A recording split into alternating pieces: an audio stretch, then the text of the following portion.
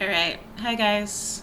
I've got my book with me today because we're going to go over something called opportunity cost today for our topic. I was talking to someone recently and it brought up an excellent issue that I find, unfortunately, in the community with like various people. So if you are pretty good already about saving your money, like you're not living paycheck to paycheck, you're not in crazy debt, you're kind of in that middle area where you're responsible, um, but just like not necessarily have the comfort or literacy to invest. We're going to go over why it's so important to not just be financially responsible and that you maybe are out of debt and you are saving, but what it costs you to not kind of then take that extra step in the education of investing the money and having that money work for you. Um, so I ran actually a few scenarios using an investment calculator. It's like one of my favorite super easy internet apps. You can literally just type in Google investment calculator and you will get probably the same exact one that I use. It's like one of the first ones that comes up. So for me, I used for my first example when my mom first told me about investing. It was in college. So I did a 15-year time frame. So going back to starting pretty much beginning of college. This is to simulate starting in the beginning of college, which is about what I did. And my first investment was $40 a month. All right, so $40 a month, invested over 15 years. No big lump sums, just a consistent $40 per month. After 15 years, you end up contributing $7,200 total. That's your base contributions, just adding the $40 every month. The interest, this is the average market rate of 10% interest. All right, just the average. Sometimes it's a little lower, sometimes it's a little higher. It averages out around 10%. Interest accrued on that $8,992. That's more than double. $8,992. So the total after 15 years came out to $16,231. And again, this is the interest calculator, so you can go play with it, put your numbers in, whatever number you want. Also, you can look up research on like what the interest rate of the market over the past 100 years or 10 years, 20 years, whatever you want.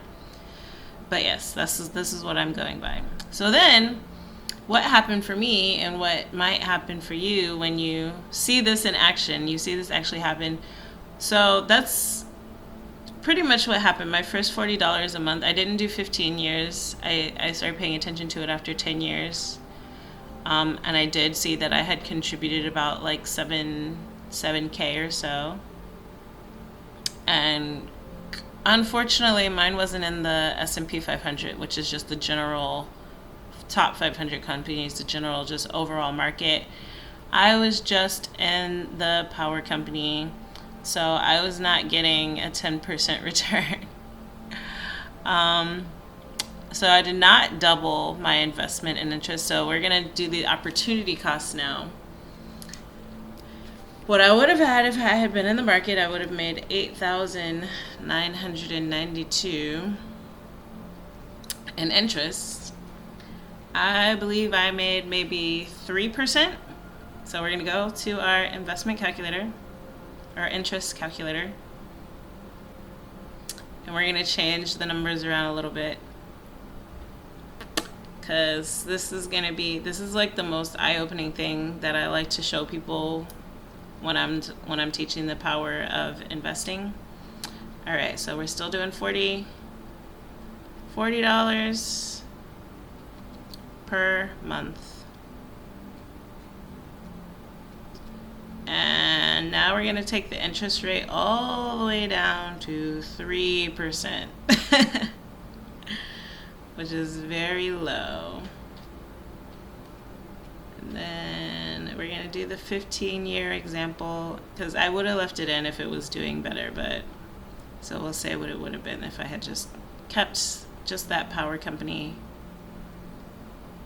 And now we have total contribution is still $7,200. Total interest is now $1,894. So the interest in the market was $8,992, almost $9,000. Here I made about $2,000, not even $1,800. Well, we'll round up to $1,900. It's $1,894, so we'll round that up to $1,900.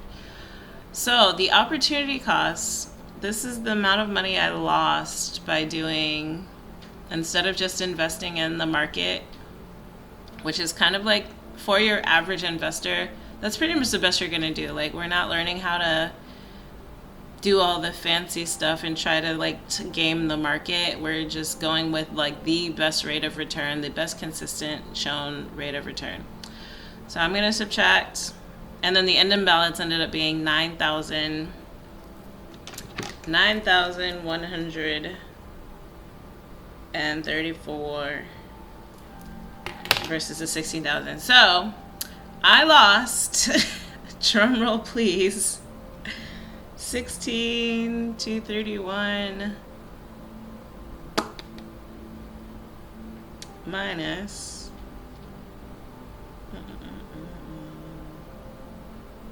9,134. I lost $7,000 of interest, $7,097, but right around. Y'all feel free to, so funny enough, even though I'm good at finances, math is not my strong suit. So this is not the end all be all. I want y'all to do this calculator and do this math for yourselves to see how much money you have lost by not investing. So I invested, so that was better than nothing. I still made the $2,000 off of that really very low. That's like a really basic. That would be a very basic high yield savings account, 3%, 4%, and the best high yield savings you're gonna get is 5%. All of those are lower than the market. So when you're choosing your accounts, really think about how much money you have potential to make in each account. Nothing is promised, nothing is guaranteed. This is for educational, informational purposes only. I am not your legal or financial advisor. But this is for you to look into and research for yourself how the market has performed over time, and what your money is currently doing. If it's sitting in a bank account, you probably also aren't even getting interest from your bank account, or if you are, it's 0.01%, not even a full 1%, point something, or maybe a 0.5%. If I do, let's see, it was 18,000. Oh yeah, that came out right. So the interest I would have made, 8,992 minus 18,94. Yep. Yeah, it's the 7. Yeah, I lost. Y'all, can you imagine what I would have done as a student having $7,000, made $7,000 of interest in that account that I cashed out? When I cashed out that account, it was right around 9,000. It was 10,000 when I cashed it out. It would have been 16,000 if I had done it. Literally, I was already investing.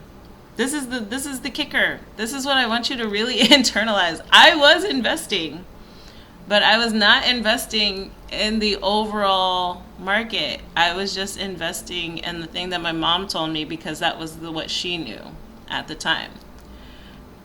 And when I needed to take that money out, the 10 grand, of course that was helpful, but how much more helpful would 16 grand have been? And this is on a small scale. So now we're going to go into the other thing, because I was investing the very bare minimum. That wasn't even what I wanted to invest. After I realized what investing did, I was like, I wish I had been doing $100 per month, because I realized, even though I was going through that whole period as a broke college student for the first 5 to 10 years, well, not a college student, but the first 4 years, broke college student, but after that I was still not financially well off by any means, and I was a broke graduate student, or a broke person with a degree, and I was just serving at my restaurant job and trying to train. Well, I was training at the school and training at various other gyms. I had 5 jobs. I was doing everything.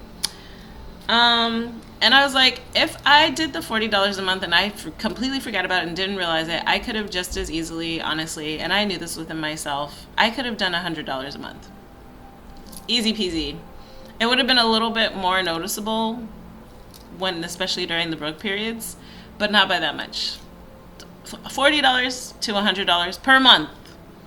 I was making at least that, especially when I was eating beans and rice every week. I could have done that. I say that because even through the pain, when you see what happens, it's so worth it. Even through the pain of having to eat the beans and rice and being broke all the time and not being able to do anything that costs money, I made just enough to be able to pay bills and pay this $100 a month. So that over 15 years, the contributions would have ended up being $18,000 over 15-year period. That's just the $100 per month only. The interest on that would have been $22,480. $22,480 would have been the interest. So the total at the end of 15 years that I would have had in that account, had I just increased my monthly donation from 40 to 100. This is it. I would have had $40,580. Can you, dude, starting from a college student and being checking your account in your 30s and seeing you have $40,000 saved, and this is before getting a good job. This is with basic server wages. Can you imagine coming out of college with a surplus instead of a debt? This is the power of compounding and just starting a consistent practice, starting an automatic withdrawal to a basic. This is the most basic investment account you can get, is just have a brokerage with the S&P 500, and that's it. Nothing fancy, nothing challenging, nothing you have to study or really this is one book on investing will tell you this stuff. Just one. Simple Path to Wealth, or whatever one reaches, I Will Teach You to Be Rich, whatever one speaks to you, they all tell you, look, I've read a reasonable amount of financial literacy books at this point, and every single freaking one, don't try to play the market, literally just put money in it. Literally just buy and hold.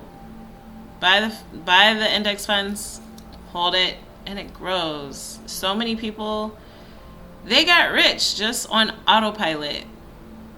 I'm talking about a very young person, a very specific example, like my example.